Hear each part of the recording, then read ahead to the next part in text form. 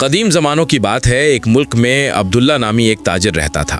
وہ کپڑے کا کاروبار کرتا تھا اور اس کا معمول تھا کہ ایک ملک کی نایاب اشیاء خرید کر دوسرے ملک کے بازاروں میں بیچتا۔ اس کی زندگی صحراؤں کی دھول اور اونٹوں کی قطاروں کے گرد گھومتی تھی۔ عبداللہ نہ صرف ایک محنتی تاجر تھا بلکہ وہ نہایت رحم دل اور حساس طبیعت کا مالک بھی تھا۔ اس کا ماننا تھا کہ رزق صرف محنت سے نہیں بلکہ نیتوں کی سچائی سے ملتا ہے۔ ایک مرتبہ وہ تجارت کی غرض سے ایک دور دراز ملک پہنچا۔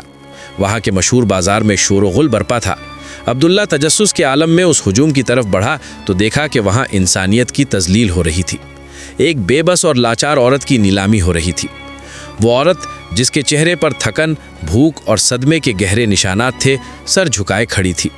اس کی نقاہت بتا رہی تھی کہ وہ کئی روز سے بھوکی ہے۔ سب کچھ داؤ پر لگانا۔ عبداللہ نے جب اس عورت کی بے بسی دیکھی تو اس کا دل بھر آیا۔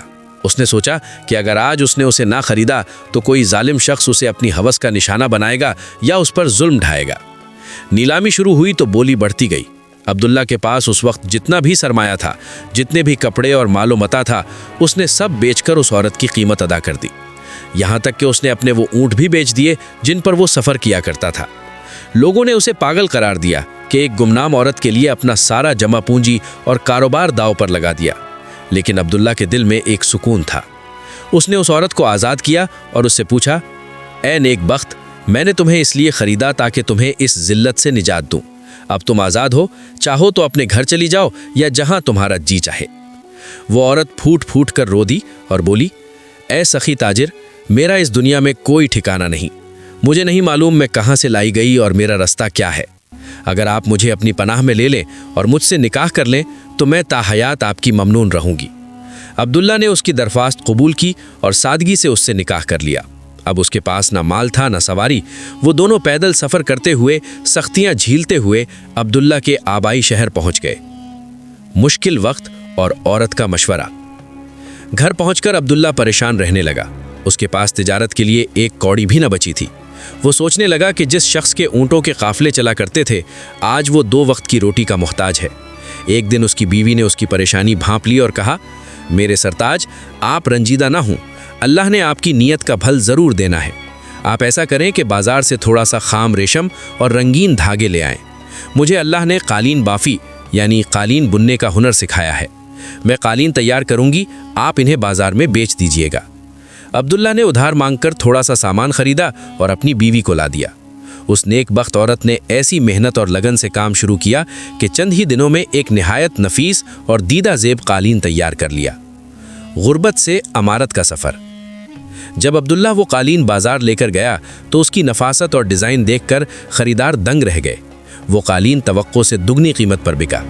اس رقم سے عبداللہ نے گھر کا راشن بھی خریدا اور مزید دھاگے بھی لے آیا۔ دیکھتے ہی دیکھتے یہ سلسلہ بڑھنے لگا۔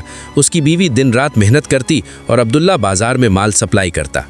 اس عورت کی برکت کا یہ عالم تھا کہ جو کام دوسرے مہینوں میں کرتے وہ اسے دنوں میں مکمل کر لیتی۔ اس نے تھوڑے تھوڑے پیسے بچانے شروع کیے اور ایک دن اپنے شوہر سے کہا، اب ہمارے پاس کافی جمع پونجی ہے، آپ اپنے لیے دوبارہ اونٹ خریدیں اور اپنے شہر میں قالینوں کا ایک کارخانہ لگائیں۔